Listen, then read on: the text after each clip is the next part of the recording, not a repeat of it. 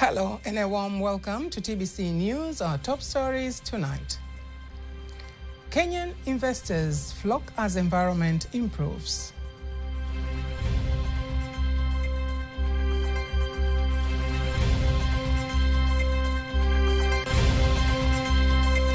Farmers optimistic as irrigation system expands.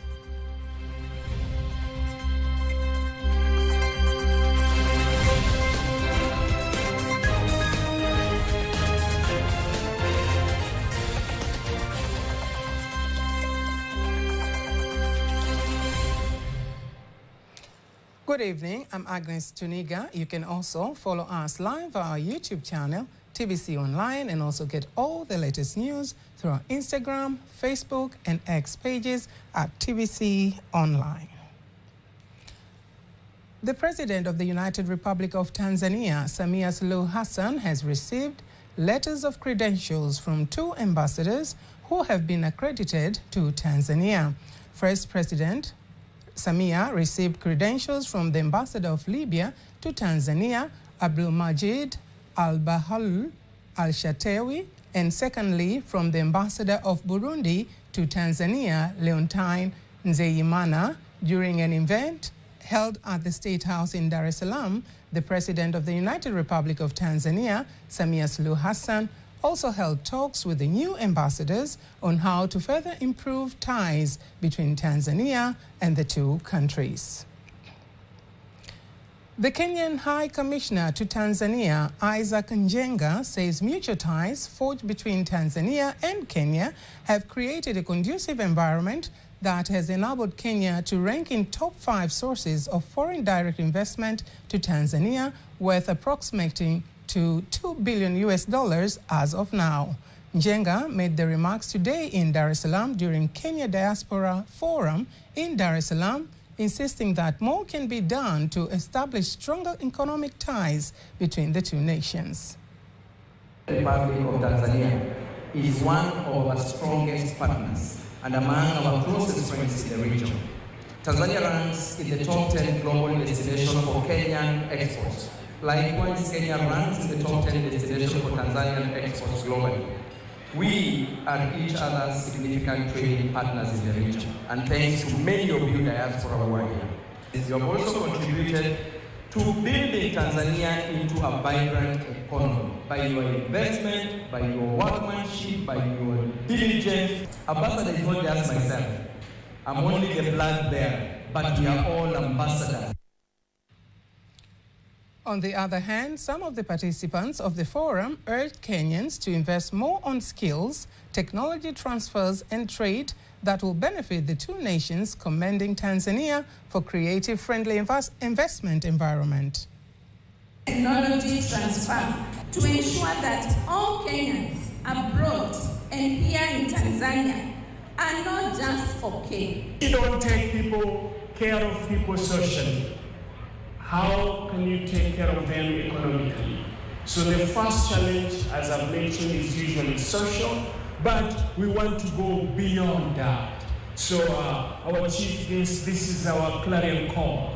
So that is one of the pillars why the Kenyan diaspora in Tanzania was formulated. A lot of things that are happening here in Tanzania. One, in terms of what our ambassador said, in terms of the social scope, in terms of the economic scope between the 2 countries, you guys have learned, you have the utilities. We are now talking about M-Pesa. You had Vodacom talking about M-Pesa. All these things are just geared towards making sure that everything is in synergy. Remember, when your brother succeeds, like what we were told, you also succeed.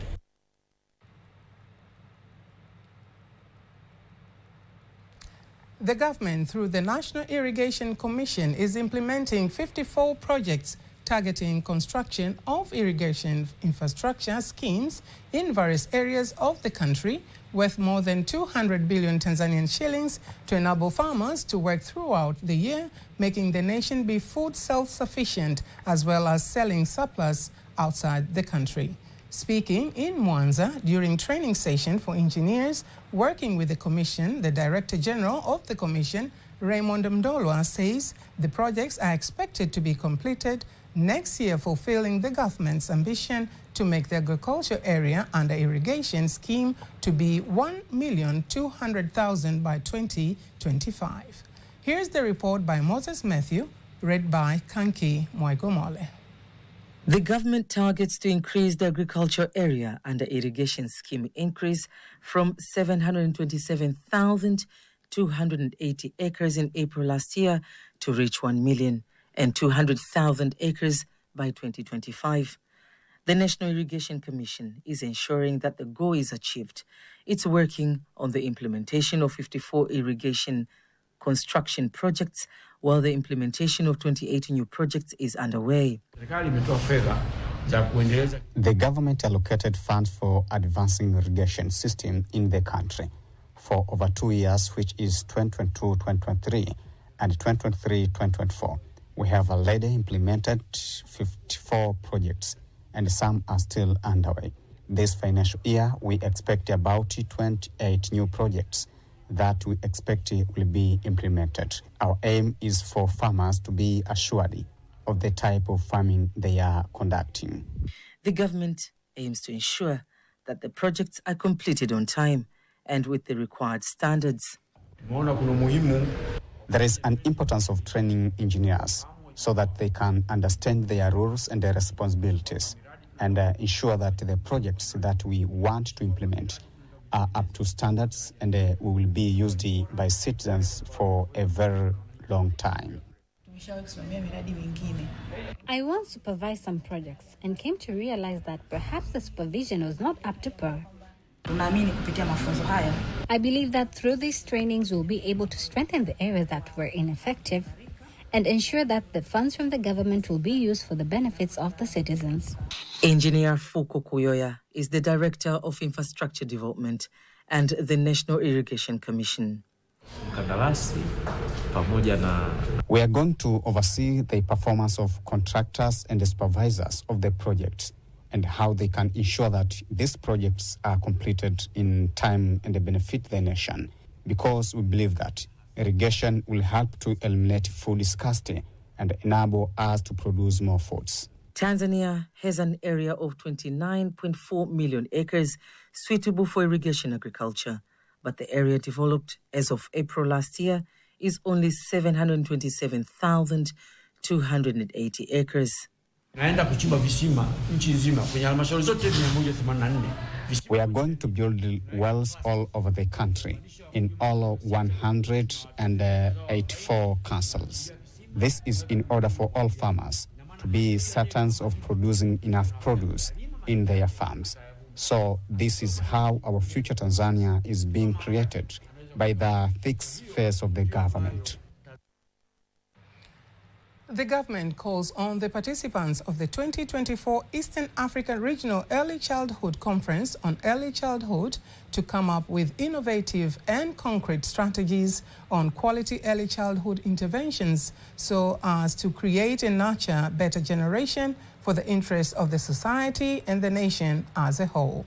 The call has been made by the Minister of Community Development, Gender, Women and Special Groups, Dr. Dorothy Gwajima, in Dar es Salaam, insisting attention and moderation are important when letting children use electronic devices. Here are more details.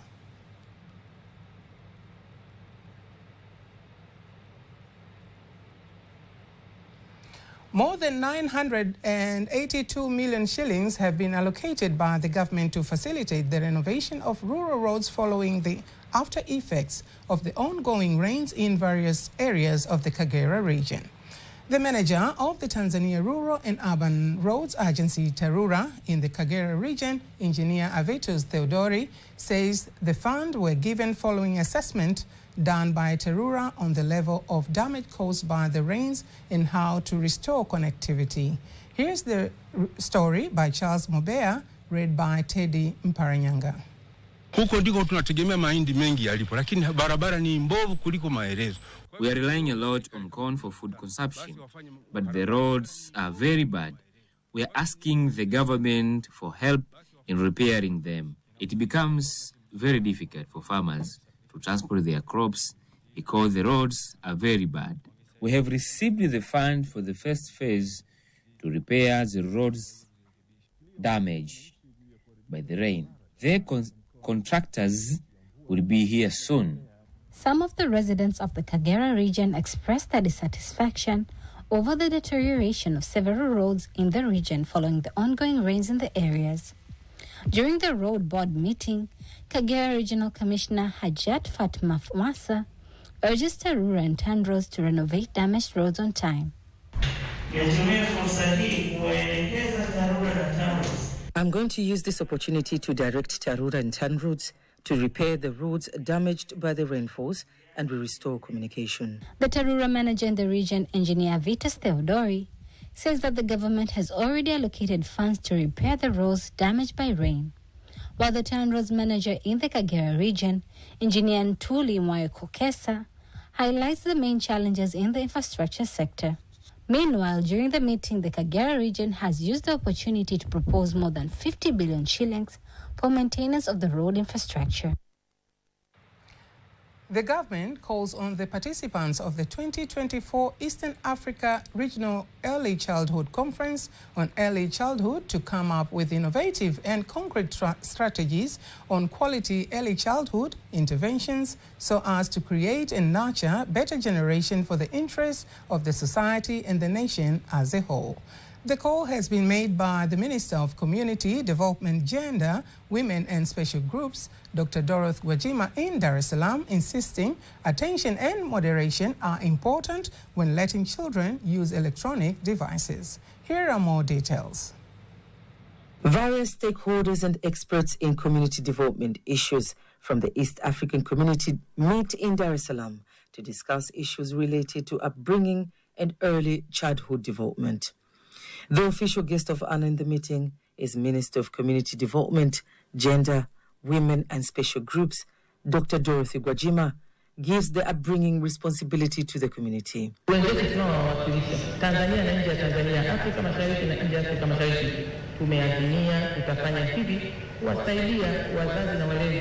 In Tanzania and East Africa in general, we are determined to help parents and guardians who lack time for such upbringing. And it is very important for parents to set aside time for upbringing, so it is important to use this platform to provide education through various programs. Issues related to children using electronic devices is being discussed.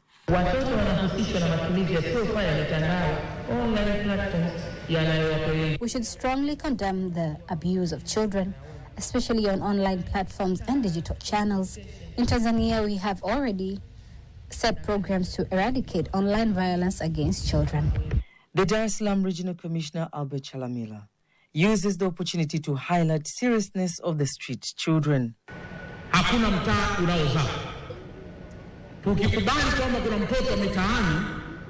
If we accept the presence of street children, then we will have accepted the failure in the education system. If a child does not have a father, then he will grow up with a mother. But if a child grows up without both parents, then he will grow up with the relatives. It is the responsibility of society to cooperate in education. The meeting, with more than 550 participants, is expected to continue for 4 days. Citizens have been urged to take various precautions, such as drinking ample water following an increase in heat temperature in various parts of the country, including Dar es Salaam. Other measures include wearing clothes that prevent the absorption of sun rays and avoiding direct exposure of the sun when possible. Speaking to TBC News, Dr. Richard Leka from Sinza Hospital, Dar es Salaam, here elaborates the adverse effects of heat and the precautionary measures to take. There are a lot of effects which affects people who are currently living in Dar es Salaam. I will only talk the most common one, which there are 3 of them. There's skin effect, there's effect on the eyes, also in the whole body as general. Starting with the effect on the skin, it may result to cancer and other allergic reaction related to skin. Another complication coming to our body is sweating a lot, which may result to decrease water percent in the body, which may lead to dehydration, and also other people may experience dizziness or headache, mild headache. So, and last but not least, there's an effect on eyes due to the reflection of the sun rays. The number of local tourists visiting the Panda Game Reserve in Dar es Salaam has increased to 300 in the period from January to March this year, compared to 60 people who visited the reserve last year. The increase has been attributed by the efforts made by President Samia Suluhu Hassan to promote tourism through various ways, including the Royal Tour film. Rehema Sebabili has more details. The Panda Game Reserve is a protected area located in Mabwepande ward of Kinondoni district and Mbezi ward of Ubungo district in Dar es Salaam region that covers an area of 15.39 square kilometers. Speaking to TBC, the commander of Panda Game Reserve, Doros Mathawe, says tourism stakeholders have played a key role to persuade Tanzanians to use the reserve for tourism activities. Local tourists, now we may say the number is increasing. From January this year, it was like 60, but today we may say is above 300. Foreigners, not so much, but we are working hard to get from the embassies and tour operators. We believe foreigners are booking their trips through the tour operators. And now in numbers, we do have like less than 10, but we believe we will have more tourists from abroad. But how does the private sector collaborate with the government to get tourists to visit local attractions? I didn't know if there's a very big area like this that you can come, you can dance, you can have drinks, you can chill together. We play a lot of games here, so it was very good and very amazing to me. Panda is a nice place for visiting. It has a lot of exposure, like hiking, games, different games. So we're enjoying being here. Among the tourist activities that take place in the reserve are game viewing, hiking, camping, and biking. Reporting from Dar es Salaam, Rehema Sebabili, TBC News. On March 19th this year, President Samia Suluhu Hassan marked 3 years in leadership as the President of Tanzania of the 6th phase government. It has been during her tenure that the education sector in the country has undergone massive revolution, from infrastructure to teaching methodology, including the coming into force of the new curriculum under the 2014 Education and Training Policy 2023 edition. Here are more details on the 6th term government under President Samia Suluhu Hassan as revolutionized by education sector, as narrated by Teddy Mparanyanga. Our ancestors used to say education is the only asset that the enemy cannot steal. Ancestors who were not lucky enough to hold a pen and paper in the classroom were the masters of various natural traditions through traditional education. Before the arrival of foreigners on the shores of Tanganyika, now Tanzania, the various tribes in this country possessed knowledge, values, skills, cultures, methods, and practical working procedures. Each age had its place to act for the respective responsibility. Whether it is a time of heat or famine, communities use these natural skills to live safely and peacefully. This was an education with a curriculum that grew in their heads by passing down generations. The emphasis on teaching people through education has increased the thirst of President Samia Hassan for a solution. In May 2022, while on a visit to the Tabora region, she told the Tanzanian public about the processes to eliminate unemployment. On January 8, 2024, schools witnessed what had been the cry of Tanzanians regarding the education curriculum. Students began to be taught a new curriculum. What does the Minister of Education, Science and Technology, Professor Adolf Panda, have to say about this? Kuna elimu ya awali, mwaka mmoja. We have primary education. You can start by taking your child to nursery, It is a formative stage that helps children to enter grade 1. We have rules and regulations that will be used against if you don't take your child to school. Teachers, who are the main pillar of the students' success, have been pointed at in the way they are prepared. Also, the success that leads them to this noble profession. Has the curriculum heard the echo of the complaints of Tanzanians? Pana, hatuwaonee walimu. Tunathamini zaidi walimu. We appreciate teachers. We are not here to condemn them. Teachers help us to create doctors, lawyers, accountants. So we do all this in order to have competent teachers. Challenges such as producing appropriate scholars in the times of science and technology, 21st century experts in the world, market, and technicians for daily work will be the products of this new curriculum. Patience is key. Don't miss TBC News every weekday to know all the latest in exchange rates. Stay tuned for all in the latest in international news.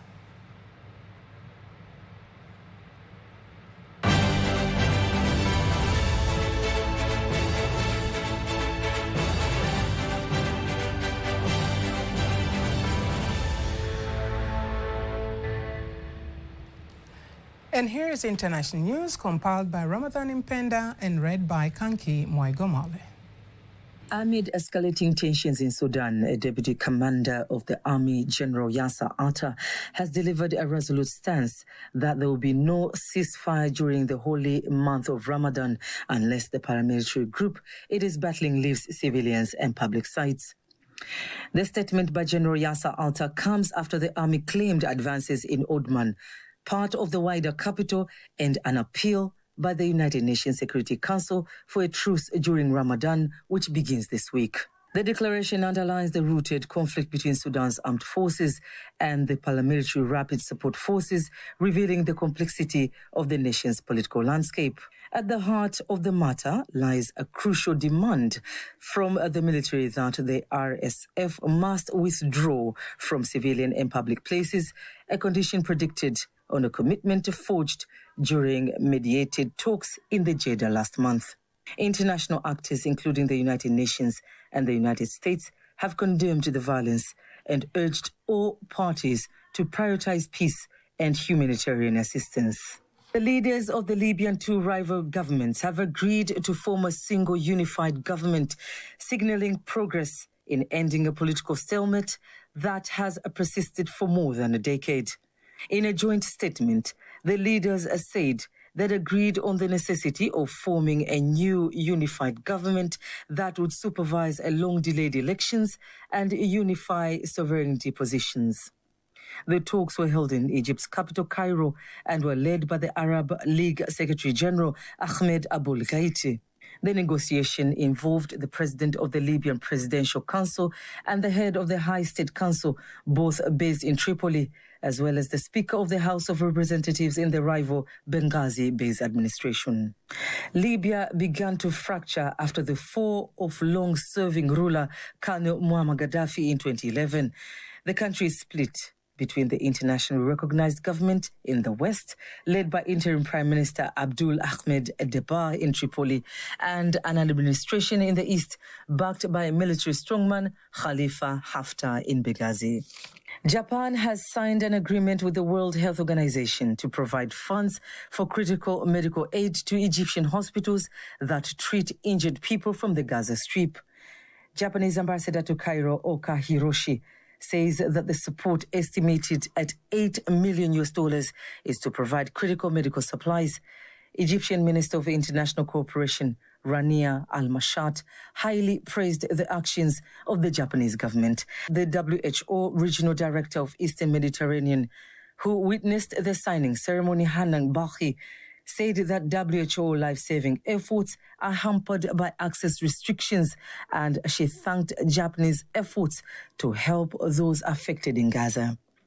Israel's war on Gaza has taken many hospitals in the Strip out of service.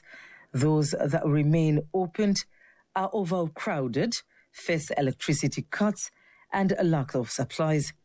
The WHO has appealed for attacks on health facilities to stop.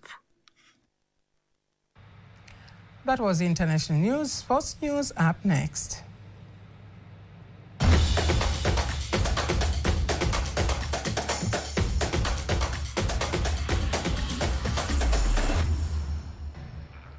And in sports news, some fans of Simba and Yanga Sports Club have expressed their belief in their teams that they are ready to play in team at the quarter-final round of the CAF African Champions League following the quality of play both teams have shown so far. Speaking to TBC News on the draw for the quarter-finals of the CAF Champions League that will be held tomorrow in Cairo, the fans of Simba and Yanga Sports Club are convinced that their teams are ready to face any team they will be drawn with, while local soccer analyst Dominic Salamba says that the teams have a lot to learn in the competition. No one can defeat us. We are ready to compete with any team, either Mamelodi or Al Ahly. We are committed to winning all matches. We are capable enough to compete with any team, and we are looking forward to defeat our opponent. Fans should support their teams for the purpose of motivating players. Also, management of Simba and Yanga should be strategic so that to impact skills and motivation among players in order to win the battle. The quarterfinals draw of the CAF Champions League will be broadcast live here on TBC1 tomorrow, starting from 3:30 p.m. Miss Tanzania Halima Kopwe says exposure and experience she has gained from the Miss World competition has promoted Tanzania as a brand, explaining the various reasons that led her to be named in the top 40 in the Miss World competition, while her project conquering top 10 list. And I'm happy to tell you that I have entered top 40 of the Miss World competition, and I've represented my country well, especially in the Beauty with a Purpose project, which my project entered top 10. My project deals with mostly reducing maternal and child death. It's actually a privilege to reach top 40 of Miss World 2024, and Halima made us proud. So we're very happy for that, and we're proud of her. Yeah. Tanzanians and fashion stakeholders have urged to value Tanzania culture and prioritize fashion made in Tanzania as part of boosting arts industry. Speaking to TBC News, Benita Shimi, who is the managing director of Made in Tanzania, says his team will continue to support fashion industry in Tanzania through the Made in Tanzania campaign that encourages various stakeholders, especially artists and entertainers, to wear products that are locally made. This campaign mostly it aimed to bring some awareness about the fashion industry in Tanzania, and hopefully it won't stop only in Tanzania, it will go all over the world, mostly in Africa. In Tanzania and as well as in other countries in Africa, a sector such as fashion, it's really down, I can say that, because we are mostly depending on other countries to import clothes while we can make our own. And by making our own, we create also employment. That is sports news. And now, before we conclude the news bulletin, let's take a look at our weather update. Dear viewers, welcome to the next 24 hours of the forecast from Tanzania Meteorological Authority. This is Margaret Masawe. Rainfall signals are still seen in few areas of the country, especially over southwestern highland. And tonight we expect partly cloudy condition and thunderstorms over Lake Victoria Basin and Tabora region. Kigoma, Katavi, southwestern highlands and Ruvuma region are expected to feature partly cloudy condition, thunder showers over few areas. The rest parts of the country expected to be dry. Tomorrow we expect partly cloudy condition and thunderstorms over Mara and Simeo. The rest areas of Lake Victoria Basin, western part of the country, southwestern highlands, Ruvuma are expected to feature partly cloudy condition, thunder showers over a few areas, and sun periods. Central part of the country, the entire coast, including Morogoro, are expected to feature partly cloudy condition, light rain showers over a few areas, and sun periods. And northeastern highlands are expected to feature partly cloudy condition and longer sun periods. Now let us see the next 4 days of the forecast for some regions of the country.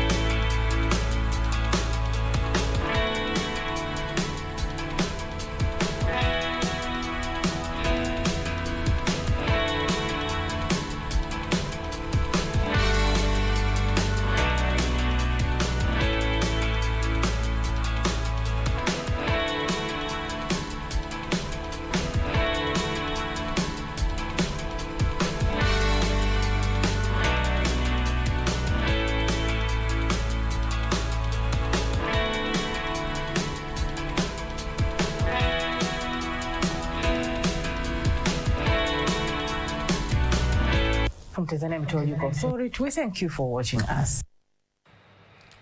That marks the end of our news bulletin for tonight. Do not miss our next bulletin in Kiswahili at 11 p.m. I'm Agnes Tuniga. Thank you very much for watching. Good night.